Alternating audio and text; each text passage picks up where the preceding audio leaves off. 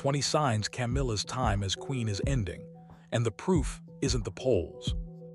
It's the pattern, the language shifts, the quiet substitutions, the unusually timed headlines, and most of all, the way palace-adjacent sources and friendly outlets appear to be shaping an exit narrative in plain sight.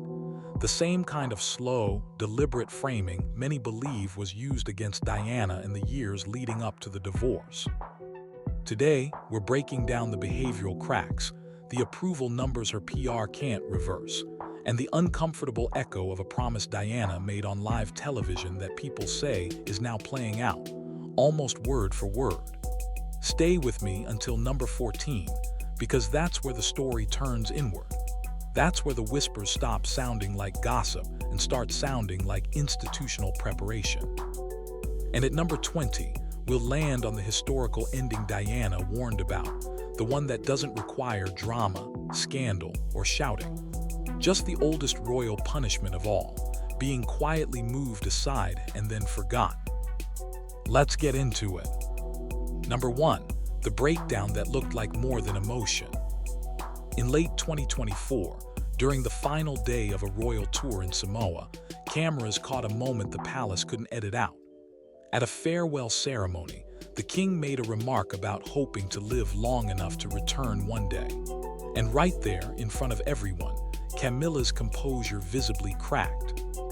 People saw the tears and called it grief, but others read something sharper underneath, fear. Because when a monarch references mortality out loud, it doesn't just land as sentiment, it lands as a reminder of what comes next. Titles change, households change, access changes, power changes hands. And in the center of that transfer stands one person, William, the heir who carries not only the future of the institution, but the memory of everything that happened to his mother. If you believe in emotional truth, then that moment wasn't just a public wobble. It was a private realization slipping into public view. Number 2, 40 years of PR, and the trend still falls. Polls aren't everything, but when the numbers keep sliding, year after year, even the best media strategy runs out of road. According to polling that's been widely reported and discussed, Camilla's favorability has struggled to stabilize long-term. And when a royal image can't be fixed after decades of careful positioning, it suggests something harsher than bad optics. It suggests the public has made up its mind, and the institution knows it. Because think about what's been invested. The staged warmth, the controlled appearances, the gentle language, the steady companion narrative, the rebrand from the other woman to the supportive queen. That is not accidental. That is manufactured perception. And the problem with manufacturing what Diana had naturally is simple. The comparison never stops. Diana didn't need an operation. Diana didn't need decades of placements. The public didn't have to be coached to feel anything. They just did. Number 3, a quiet substitute is appearing where Camilla used to be. Royal watchers have noticed something that doesn't come with a press release, because the palace rarely announces what it's phasing out. It just quietly adjusts. Over the past year, other royals have stepped into prominent spaces at events where Camilla was expected but absent. Not with fanfare, not with explanation, just a seamless swap, as if the system is practicing a future without her. And here's why that matters. Palaces don't build replacement rhythms for people they expect to keep front and center. They build those rhythms for people they're preparing to reduce, protect, or remove from the pressure of public duty. It's not always scandal. Sometimes it's simply strategy, a slow rebalancing of visibility until one person fades into the background and another becomes normal in their place. Number 4, the coronation didn't transform her, it exposed the problem. The coronation was supposed to be the defining pivot, the moment public perception would finally lock into place. A global broadcast, historic symbolism, a once-in-a-generation reset. But the public mood around it, as widely reported, was mixed, and the policing around protest became part of the story. Arrests, detentions, seized signs, and criticism from rights-focused organizations created an international headline that no palace wants attached to a crowning moment. And then there was the deeper issue: apathy. Not outrage, indifference. Because outrage still means the public cares. Indifference means the institution is performing to an audience that's looking away.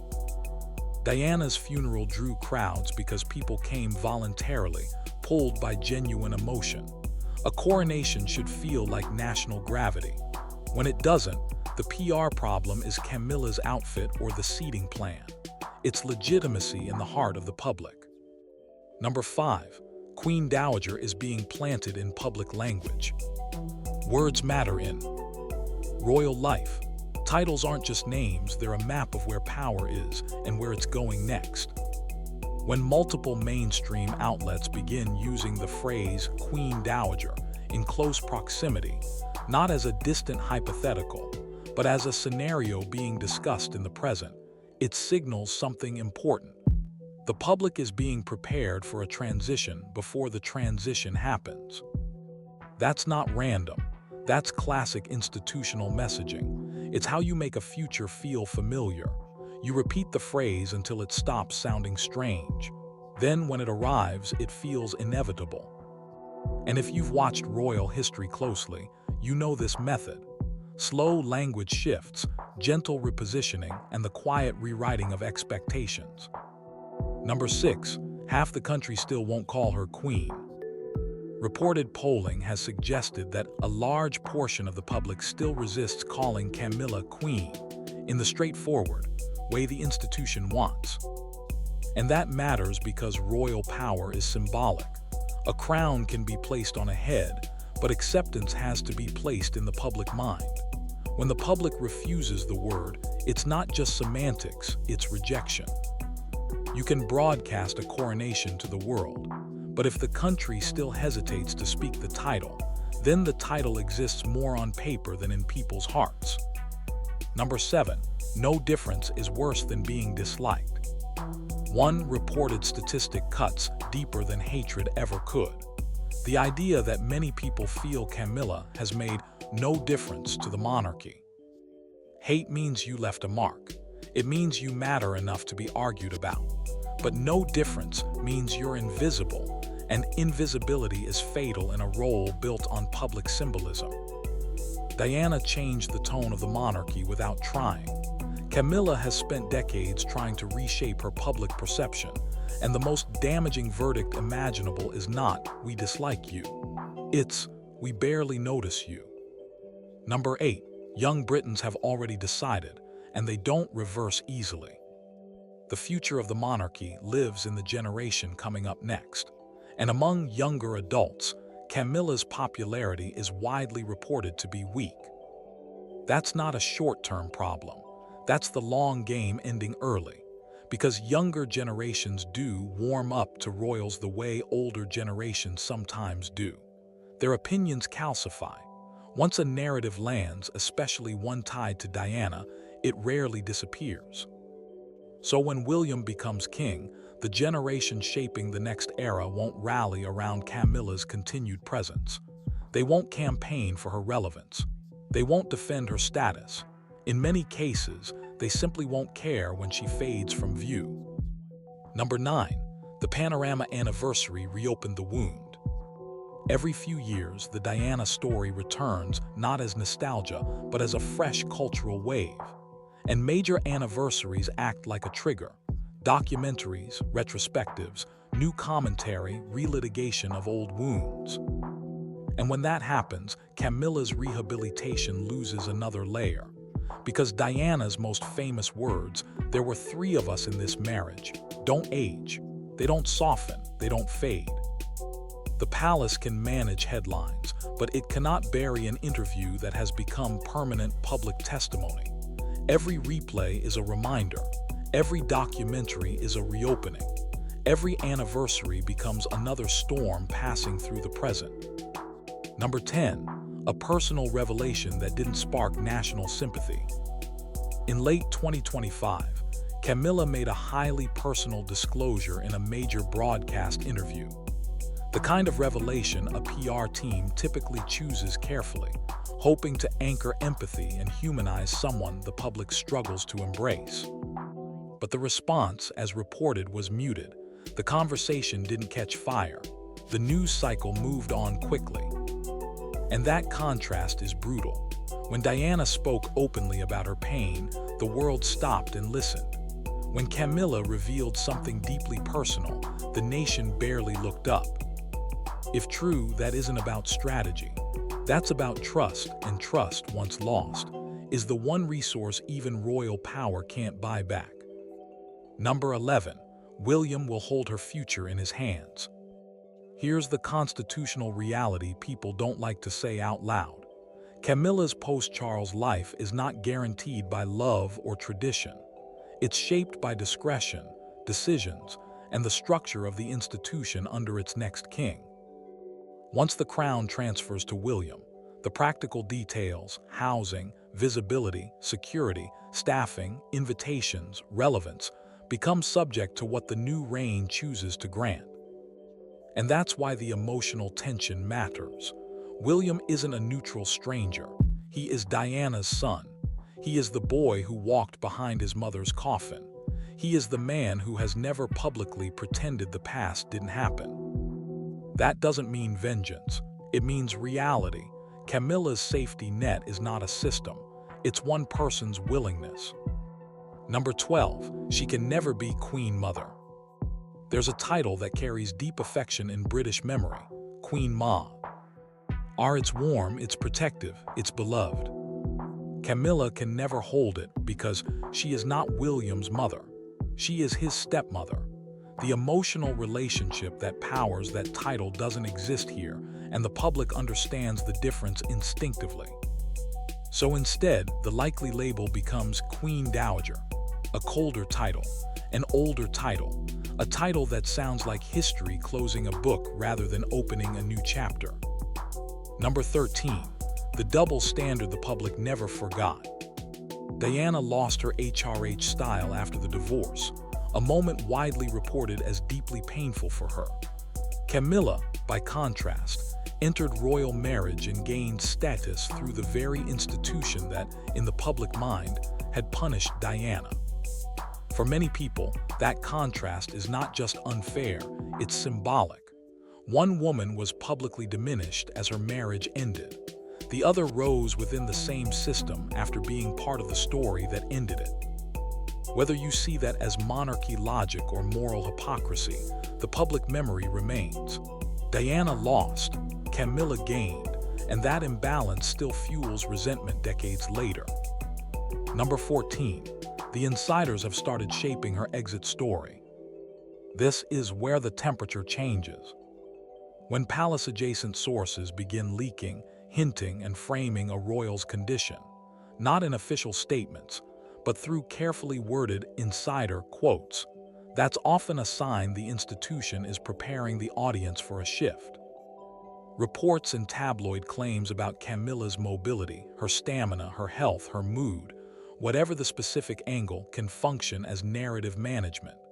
Not necessarily because every claim is true, but because the shape of the story is being built. The image of someone slowing down, stepping back, taking more private time. This is what palace messaging looks like when it wants you to believe something is happening naturally, gracefully, gently, even if the reality is more complicated or more forced behind the scenes. And people who watched the Diana era recognize the blueprint. Friendly quotes, strategic sympathy, and the slow construction of an inevitable retreat. Number 15. The last push for relevance and why it reportedly failed. By 2025, multiple reports suggested Camilla was making a late effort to position herself as useful in the relationship between Charles, William, and even Harry, attempting to appear as a peacemaker, a bridge, a stabilizing figure. But this is where time becomes the enemy. You don't rebuild decades of emotional damage in the final stretch. You don't rewrite history with a few well-timed gestures. And you don't earn an heir's trust by stepping into the family fractures that many believe you helped create. If those reports are accurate, the effort itself tells you something. She knows she needs William's protection. And the reported lack of warmth tells you something even colder. She may never get it. Number 16. William's public statement that sounded like a vow. After the inquiry into the BBC's conduct around the Panorama interview, William delivered a public statement that carried more than disappointment. He spoke about Diana being failed, not just by one person, but by systems and leadership. And when a future king speaks like that, it doesn't land as casual commentary. It lands as a moral positioning. Because underneath those words is an unmissable message. I remember who looked away. I remember who benefited. I remember who my mother was left alone against. To some people, that isn't grief. It's a line drawn in history, and a warning that the next reign may not be generous to anyone the public associates with Diana's suffering. Number 17. The retreat to Ray Mill House feels like preparation. Ray Mill House isn't just a peaceful getaway. It's unique because it represents something rare in royal life: control. It's private, it's personal, it's not a crown property in the same way. It's a place that doesn't depend on invitations, on palace permission, or on being in favor. So when reports suggest Camilla has been spending more time there, people interpret it as more than rest. They read it as planning, a slow shift from public role to private life. Because in royal terms, retreat is often the first stage of disappearance. Not scandal, not exile, just a gentle reduction of visibility until absence becomes normal. Number 18. Clarence's house is not automatically hers forever. One of the most chilling realities in royal life is that residence isn't always home. It's often role-based. If William chooses a different structure for his reign, Camilla's household arrangements could change. Staff could change. Security could change. Invitations could change. Visibility could change. And the institution doesn't always punish with confrontation. Sometimes it punishes with quiet. A polite transition, fewer appearances, fewer duties, fewer headlines, and then a life that becomes smaller, out of sight, out of mind. That is how the monarchy ends chapters, not with drama, with silence. Number 19. Queen Dowager means zero power unless the king grants access. A Queen Dowager doesn't rule. She doesn't command. She doesn't represent the crown unless the reigning monarch explicitly allows it. So Camilla's public presence would not be her decision. It would be William's. That's the point most people miss when they assume royal equals permanent authority. She could continue limited charity work. She could appear occasionally, or she could be politely asked to step back completely. The key is this: it would not be up to her. After decades fighting for legitimacy, the final shape of her life could depend on the goodwill of a man who owes her nothing, and who, in the public imagination, forgets none of it. Number 20. The Adelaide ending and Diana's warning coming true. History has a quiet way of repeating itself. Queen Adelaide, the widow of King William IV, became Queen Dowager when the throne passed to Queen Victoria, and her public life diminished. She was moved away from the center. Her visibility faded. Her presence became less and less relevant to the new reign. Not because she was dragged out, not because she was attacked, but because the country moved on and the institution allowed that moving on to happen. And this is where Diana's Panorama warning hits like a returning echo. Diana said she didn't believe Camilla would ever be truly accepted as queen. She believed the country would not forgive. Whether you agree or not, the numbers people cite: weak favorability, resistance to the title, apathy, generational rejection, are the modern shape of that prediction. Diana remains a global symbol. Books, films, documentaries, museums, cultural memory that won't loosen its grip. Camilla, if history follows the older pattern, risks something colder than scandal, a slow fade into irrelevance. And that may be the real ending here. Not a dramatic downfall, not headlines screaming, Just a final, quiet transition where the new reign begins, and the old one is politely packed away. Those are 20 signs, and whether you see them as proof or pattern, they all point in the same direction. The institution is preparing for a future where Camilla is no longer central, and possibly not present at all. If you believe William remembers what happened to his mother, share this with someone who watched Diana's funeral, because they'll understand why this story still hits like a nerve. And if you want to see exactly what Camilla stands to lose the moment William takes the throne, you're going to want the next video.